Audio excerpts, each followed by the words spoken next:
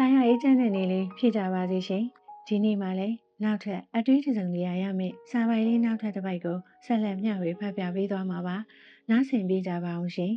။တော်တော်လေးအဆင်မပြေခဲ့ပေမဲ့ဘယ်သူမှမပြောမိပဲတိတ်လေးအာတင်ကြော်ဖြတ်ခဲ့ရခြင်းဆိုတာအများကြီးရှိကြတာပါပဲ။စိတ်တက်ကြကနေငါပြိုလဲလိုက်ရင်ဘယ်သူတွေဒုက္ခရောက်မလဲဆိုပြီးနောက်ဆန်တင်းစွာနဲ့ပြန်လည်အာယူပြန်ထခဲ့ရခြင်းတွေလည်းအများကြီးပါ။ဘေးနာမှာဘယ်သူမှမရှိဘယ်သူမှမသိပဲအခက်အခဲမျိုးစုံရှင်းခဲ့ရတာကလည်းအများကြီးရှိမှာပါပဲအကုန်လုံးပြည်လေတယ်လို့ဖြစ်လာချိန်မှာတော့အပြင်ပန်းကကြည့်သူတွေကတော့အရန်အဆင်ပြေနေပြီလို့ထင်ကောင်းထင်ကြလိမ့်မယ်တကယ်တော့ပြဿနာမျိုးစုံနဲ့အသားကျသွားပြီးဘာမှမဖြစ်တဲ့အောင်နေတက်သွားတော့အဆင်ပြေနေတယ်ပဲထင်ရလိမ့်မယ်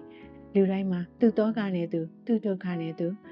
အဆင်မပြေမှုနဲ့သူရှိတာကြီးပါပဲကိုယ့်ပြဿနာကိုအကုန်သိအောင်ဖော်ရင်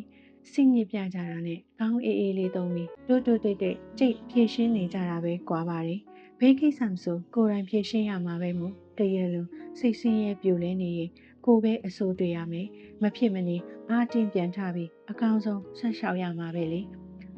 ဘဝတစ်လျှောက်လုံးစာရည်ရွယ်ခဲ့ပြီးမြဲတခဏတစ်ဖြုတ်နဲ့လမ်းတွေခွဲလိုက်ကြတယ်တခဏစားလို့ထင်ပြီးမြဲတဘဝစာအတူတကလက်တွဲသွားကြရတယ်ခုဆိုးလို့ဒါမှမဟုတ်သူမကောင်းလို့အကြောင်းကြောင့်ဝေးကွာကြရမှဖြစ်ပျက်ခဲ့သမျှကိုလက်ခံလိုက်ပြီးလွယ်ကူကူနဲ့ဘဝအသစ်နေ့တစ်ပြန်ဆလိုက်နိုင်သူကတော့ပျော်စရာဘဝကိုအမြန်ဆုံးရတာပေါ့အတိတ်တွေဖြစ်ခဲ့တာတွေပေါ့မချီမချမ်းအမုန်းပွားနေသူကတော့မပျော်ရတဲ့ကိစ္စတွေအများကြီးပေါ့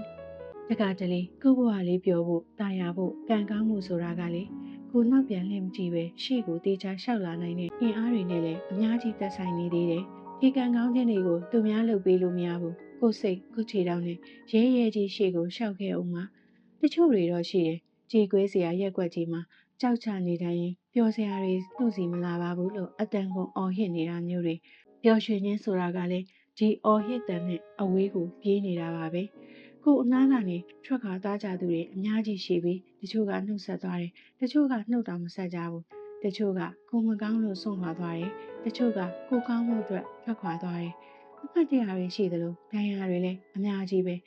ခုလည်းတစ်ချိန်ချင်းတယောက်တည်းဖြစ်သွားရင်နေချက်အောင်ကြိုးစားရတယ်အသက်ရှင်နေသွေးငါအနားရှိနေပြီမှဆိုတာကိုအယုံကြည်သိမ့်မရှိတော့ဘူးကိုယ်တိုင်ကောင်းအောင်ကြိုးစားနေတိုင်းနဲ့အမားတွေပြင်းနေပြဿနာတွေလိုက်မရှာကျင်တော့ဘူးငွေကြိုးစားရှာမယ်စိတ်ကြည်အောင်ထားမယ်စိတ်တက်ကြရင်ပြန်ခောက်တင်လိုက်မယ်ပျော်တဲ့အခါပျော်ငိုတဲ့အခါငိုရင်အကောင်းဆုံးရှစ်ဆက်သွားမယ်ရေရွယ်လုံးတွေမှာမငယ်တဲ့ရင်လူမြင်ကက်ခံရတယ်အိုလာတဲ့အချိန်မှာမအိုတဲ့ရင်လူညိုညင်ခံရပါတယ်အထက်ကအနေအထိုင်မတက်တဲ့ပြဿနာကငယ်ငယ်ကြီးလူချစ်လူခင်များစေနေစေတယ်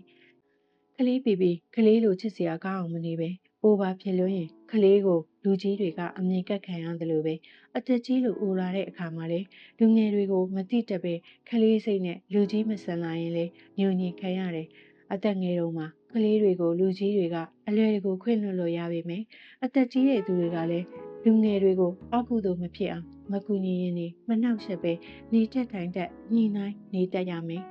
ကိုလောက်တာတွေနဲ့အသေးအပွင့်ကိုပဲပြန်ခံစားရတတ်တယ်ပြန်လည်နားလည်မှုနဲ့သူ့နေရာကိုနေရာလဲဝင်တွေးတက်ပြီးမျှတစွာဆက်ဆံဖြတ်တန်းနိုင်ရမယ်ပြောတဲ့စကားမပြောတဲ့စကားဆိုတာရှိကြတယ်ပြောတင်တာတွေပြောလိုက်မိရင်တော့ကိစ္စတိတ်မရှိပေမဲ့မပြောတင်တာတွေကိုပြောချမိလိုက်လို့ဖြည့်ရှင်းမရတော့ပဲဆက်ဆံရေးပြတ်ကျရတာတွေရှိတယ်သူမကောင်းကြောင်းတွေအားရပါရတော့ပြောချလိုက်ပေမဲ့သူမကောင်းတာတွေတက်ကိုယ့်ရဲ့စိတ်ဓာတ်နဲ့လုပ်ရက်တွေပေါ်လွင်သွားတာမျိုးပေါ့ရောက်တဲ့အသက်အရွယ်မှာရှိရတဲ့နှုတ်ဆောင်ခြင်းမှုဆိုတာအော်တိုပါလာမဲ့အရာလူတိုင်းမှာသူ့ဒုက္ခနဲ့သူကတော့ရှိကြတာကြီးပဲဖွင့်ထုတ်အောင်ရေးပြတာနဲ့တင်းဆဲဖြည့်ရှင်းနေကြတာပဲကွာတယ်အပေါ်ရန်လေးကြည့်ပြီးနေကတော့တိတ်တာယာနေတာပဲငါကတော့ဒီလိုတာယာမှုတွေ sharing မလုပ်ပေးဘူးလို့လာတောင်းတနေရင်မပေးသူကအလုံးမဖြစ်ဘူးတစ်ဖက်အခြေအနေကိုမသိပဲလူချင်းစိတ်ညားနေသူမှာပဲအပြစ်ရှိရဲ့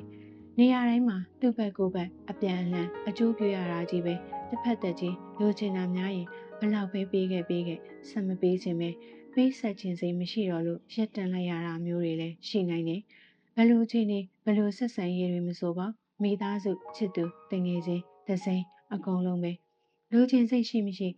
စိတ်တန်သူတွေကကောင်းတဲ့အရာကိုပိုရတတ်ပြီးလူချင်းစိတ်များပြီးတစ်ဖက်သက်ဆန်လွန်းသူတွေဟာအကုန်လက်လွတ်ရတတ်တယ်အလူကြီးရင် အရာနေသွားတယ်ဒါထုံးစံမှာ